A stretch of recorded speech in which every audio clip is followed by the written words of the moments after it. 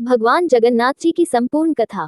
सतयुग में इंद्रद्युम्न नाम के एक वैष्णव राजा रहते थे, जिसकी राजधानी अवंती थी। भगवान विष्णु के भक्त होने के कारण हमेशा उनकी एक झलक पाने के लिए उत्सुक रहते थे। एक दिन एक यात्रा करने वाले भिक्षु उनके महल में आ पहुंचे। उन्होंने उग्रदेश यानी उड़ीसा के बारे में बताया कि विश्ववसु नाम का एक सबर आदिवासी सरदार एक गुप्त गुफा में नीलमाधव के रूप में भगवान विष्णु की पूजा करते हैं। राजा इंद्रद्युम्न भगवान विष्णु को देखने के लिए बेचैन हो गए। उन्होंने महल के मुख्य पुजारी के भाई विद्यापति को आदेश दिया कि वह नीलमाधव की खोज करें। विश्ववसु से मिलने के बाद उन्होंने अपनी पहचान और उद्देश्य को छुपाते हुए उनसे दोस्ती कर ली। वहां विश्ववसु की सुंदर युवा बेटी ललिता से शादी कर ली। विद्यापति ने ललिता से नीलमाधव को दिखाने के लिए गुफा की यात्रा की व्यवस्था के बारे में पूछा। पहले तो ललिता ने मना कर दिया। कुछ झिझक के बाद उसने अपने पिता से इस संबंध में बात की। उनके पिता अनिच्छा से सहमत हुए। फिर यह निश्चित किया गया कि विद्यापति विश्ववसु के साथ आंखों पर पट्टी बांध कर जाएंगे। नीलमाधव को देखने के बाद उसी तरह वापस लौट आएंगे। चतुर विद्यापति ने इस अवसर का लाभ उठाया। कुछ सरसों के दाने साथ ले लिए। जैसे ही वह गुफा के रास्ते आगे बढ़े वैसे वैसे वह सरसों के दाने गिराते गए। वहां पहुंचकर जब विद्यापति ने नीलमाधव को देखा तो विद्यापति की आंखें खुशी से चमक उठी। इसके बाद विद्यापति अवंती वापस लौट आए। विद्यापति की बात सुनकर राजा इंद्रद्युम्न ने भगवान विष्णु की पूजा के उद्देश्य से नीलमाधव को अपने राज्य में लाने का फैसला किया।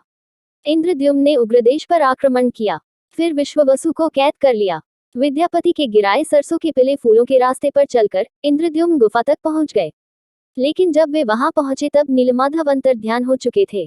जरा शिकारी के तीर से घायल श्री कृष्ण ने जरा को अपने शरीर को जलाने और राख को समुद्र में विसर्जित करने के लिए कहा, लेकिन जरा उनके शरीर को पूरी तरह से जला नहीं सका।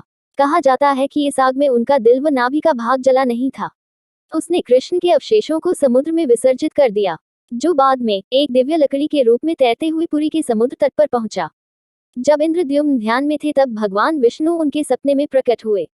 उन्हें उल्लेख किया कि वह बाकुम्मा माधव, पुरी के पास के एक माधव में लकड़ी के रूप में समुद्र में तैरते हुए आएंगे। उसमें से अपने स्वयं का रूप और छवि बनाएंगे। शुभ संकेत के साथ इंद्रद्युम्न को पवित्र लकड़ी दिखाई दी। एक दिन एक बूढ़ा व्यक्ति महल में आया, जिसने अपने आप को अनंत महाराणा बताया, जिसे दिव्य बड़ाई विश्वकर्मा माना जाता है।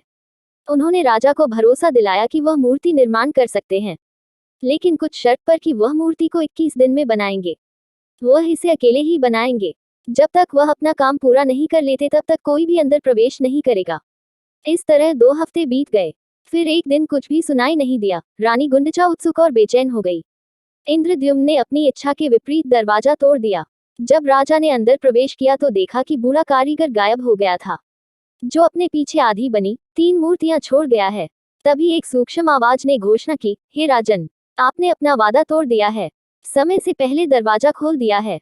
अफसोस न करें, अब मैं स्वयं को इसी रूप में भक्तों के सामने प्रकट करूंगा। मेरी यथाविधि स्थापना करो और पूजा करना शुरू करो। भगवान विष्णु के आश्वासन पर इंद्रद्युम्न ने नीलाचल पर्वत पर एक भव्य मंदिर का निर्माण कार्य शुरू किया। मंदिर के अभिषेक और जगन्नाथ जी की स्थापना के लिए उन्होंने भगवान ब्रह्मा को आमंत्रित किया। वह अपनी रानी गुंडचा के साथ ब्रह्मलोक गए तो भगवान ब्रह्मा गहरे ध्यान में थे। ऐसा कहा जाता है कि ब्रह्मलोक में एक दिन मृत्युलोक के एक युग यानी मिलियन वर्ष के बराबर होता है। उन्होंने तब तक प्रतीक्षा की जब तक भगवान ब्रह्मा ने अपना ध्यान समाप्त नहीं किया। जब वह लौटे तब तक एक युग बीत चुका था। इस लंबी अवधि के दौरान इंद्रद्युम्न के द्वारा निर्मित मंदिर रेत से ढका हुआ था। एक नया राजा काला माधव उसके राज्य पर शासन कर रहे थे। एक दिन जब काला माधव अपने घोड़े पर यात्रा कर रहे थे तब घोड़े का खुर मंदिर के शिखर से टकरा गया। उसने उस जगह की खुदाई करवाई, फिर मंदिर का पुनरुद्धार किया। भगवान ब्रह्मा की पूछताछ पर यह स्पष्ट हुआ कि इंद्रद्युम्न ने वास्तव में मंदिर का निर्माण किया था, लेकिन काला माधव ने इसे बचाया था। भगवान ब्रह्मा ने तब अभिषेक के अनुष्ठान को आगे बढ़ाया। भगवान विष्णु ने राजा इंद्रद्युम्न से वरदान मांगने के लिए कहा। इस पर इंद्रद्युम्न ने कहा, यदि आप वास्तव में मुझ पर प्रसन्न हैं तो मुझे यह वरदान दे कि मैं निर्गुण हो जाऊं, ताकि कोई भी शरीर ये दावा न कर सके कि आपके मंदिर को उनके पूर्वजों द्वारा बनाया गया था। यदि भविष्य में आपका मंदिर या आपकी मूर्ति क्षतिग्रस्त या नष्ट हो जाए तो भी आप यहाँ रहेंगे। लेकिन रानी गुंडचा निर्गुण होने की बात को सहन नहीं कर सकी। भगवान विष्णु ने उन्हें सांत्वना दी कि वह उनके घर में पैदा हुए हैं, वे उनके बेटे समान हैं, वह उनकी मां समान है, वे उन्हें कभी मना नहीं कर सकते। हर साल रथ यात्रा के दौरान 9 दिन तक उनके पास आकर रुकते थे। उनके द्वारा बनाए गए स्वादिष्ट भोजन को खाते थे। इसलिए रथ यात्रा के दौरान भगवान जगन्नाथ, बलभद्र, सुभद्रा और सुदर्शन चक्र के साथ गुंडिचा मंदिर जाते हैं, वहां 9 दिन बिताते हैं। ऐसे हैं भगवान जगन्नाथ जो अपने भक्तों की देखभाल के लिए अपनी आंखें हमेशा खुली रखते हैं। तब तक सुनते रहिए